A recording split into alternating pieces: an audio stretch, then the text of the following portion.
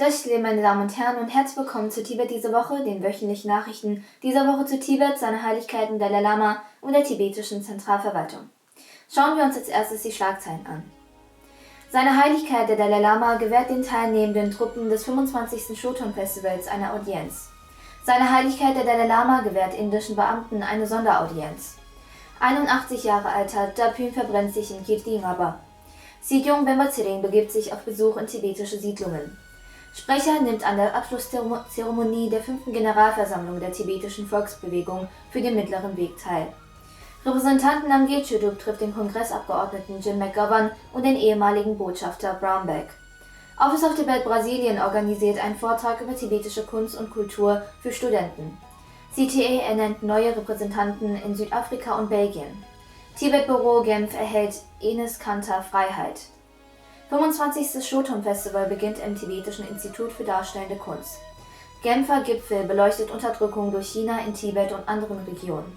Die belgische Chörik-Sing-Jungschule organisiert einen kulturellen Abend für Kinder.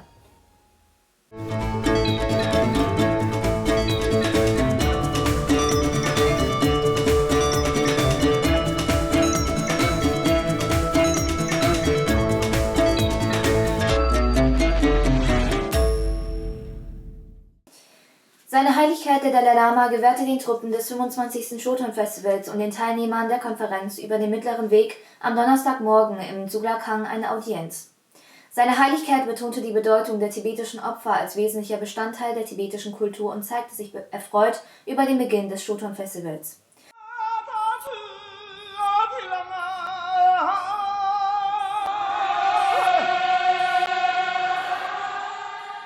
Über die Bedeutung der Politik des Mittleren Weges sagte seine Heiligkeit: Wir können nicht zur Gewalt greifen und die Chinesen aus unserem Land vertreiben, aber wir können auf jeden Fall lernen, durch den Ansatz der Politik des Mittleren Weges friedlich zu koexistieren, während wir weiterhin unsere eigene Identität bewahren.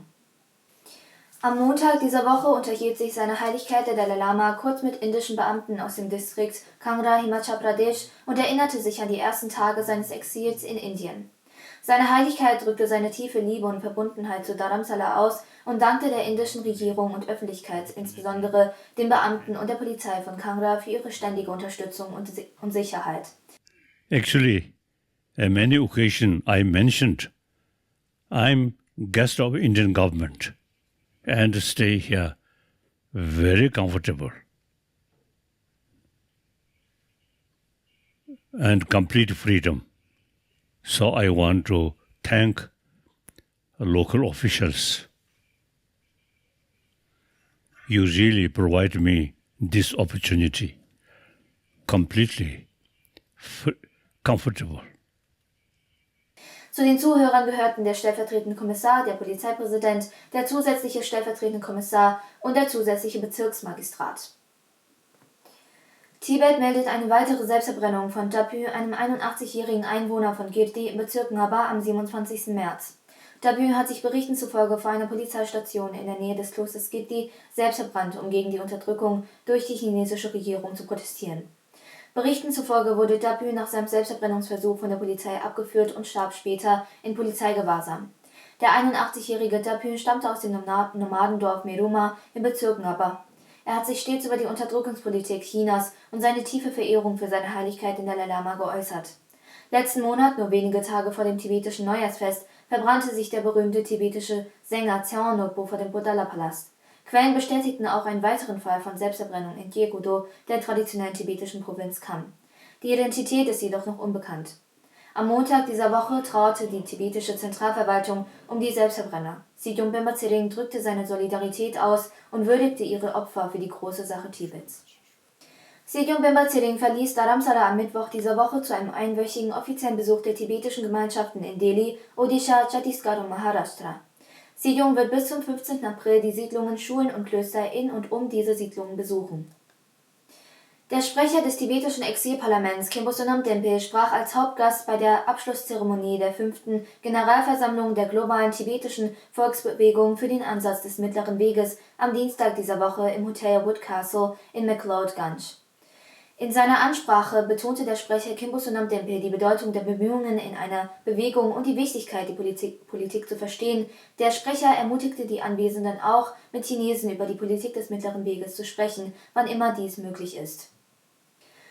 Abgeordneter Namgyel Chudup und Sekretär Dashi Tundup trafen am vergangenen Freitag den Kongressabgeordneten Jim McGovern in seinem Büro.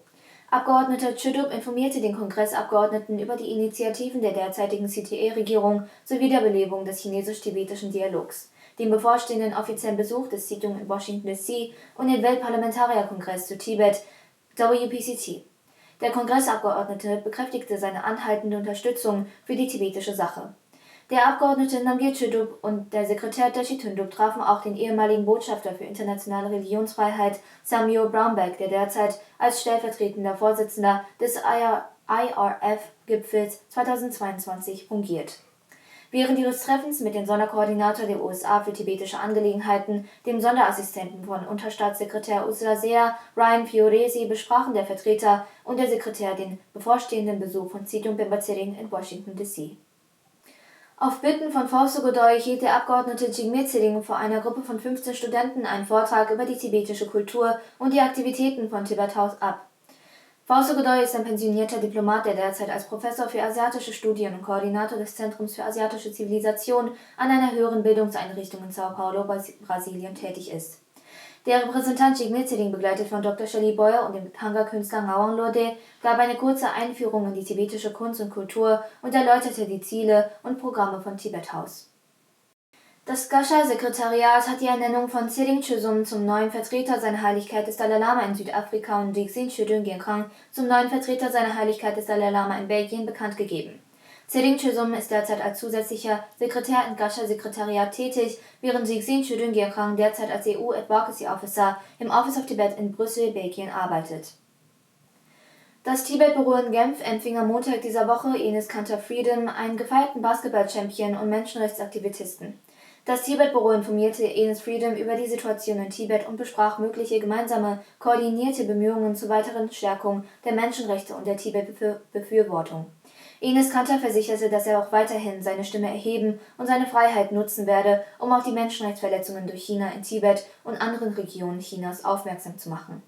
Der Genfer Gipfel für Menschenrechte und Demokratie würdigte den heldenhaften Einsatz von Enes Kanter Freedom, um auf die brutalen Menschenrechtsverletzungen Chinas aufmerksam zu machen, und ernannte ihn zum Träger des Courage-Preises 2022.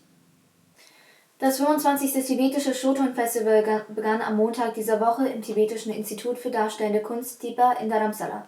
Tshidung Pemba Tsering nahm als Hauptgast zusammen mit dem Ehrengast, dem 7. Gyabje Yongsi Rinpoche, an der Eröffnungsfeier des Festivals teil. Gyabje Yongsi Rinpoche, Sri Jampe Wangdi, Vorsitzender für Religion und kulturelle Angelegenheiten von Arunachal Pradesh, nahm ebenfalls als Ehrengast an der Veranstaltung teil. In seinen Ausführungen erzählte Tshidung Pemba Tsering kurz die Geschichte des Yogi Tangtung Gyalpo, des Begründers der tibetischen Oper Ajit Hamo, der für sein soziales Wirken im 14. Jahrhundert bekannt ist, und appellierte an die Tibeter zur Erhaltung und Förderung der tibetischen Kultur beizutragen und dabei die Unterstützung des CTA sicherzustellen. Die Feierlichkeiten zur tibetischen Oper werden noch bis zum 13. April andauern, wobei 8 tibetische Truppen teilnehmen werden, 6 aus verschiedenen Teilen tibetischer Siedlungen und Schulen in Indien, eine aus Nepal und eine aus den USA. Am Mittwoch dieser Woche versammelten sich politische Dissidenten, Vertreter aktueller politischer Gefangener und Freiheitsaktivisten in Genf, einem globalen Zentrum für Diplomatie und Menschenrechte, zur 14. Auflage des Genfer Gipfels für Menschenrechte und Demokratie. Unter dem Titel Der Kampf um die Menschenrechte in China sprachen der tibetische Dichter und Freiheitsaktivist Tenzin Syndu, der Gründer der Kampagne für Uiguren, Rushan Abbas, und der politische Berater von Hong Kong Watch, Joey Siu, über China. Tenzin Syndu, der heute Morgen auf dem Gipfel sprach, bewegte das Publikum, indem er von seiner Reise und seinen Gefängniserfahrungen in Tibet berichtete, die historischen Fakten Tibets hervorhob und seine Besorgnis über das chinesische Volk zum Ausdruck brachte, das von seiner eigenen Regierung verfolgt und unterdrückt wird.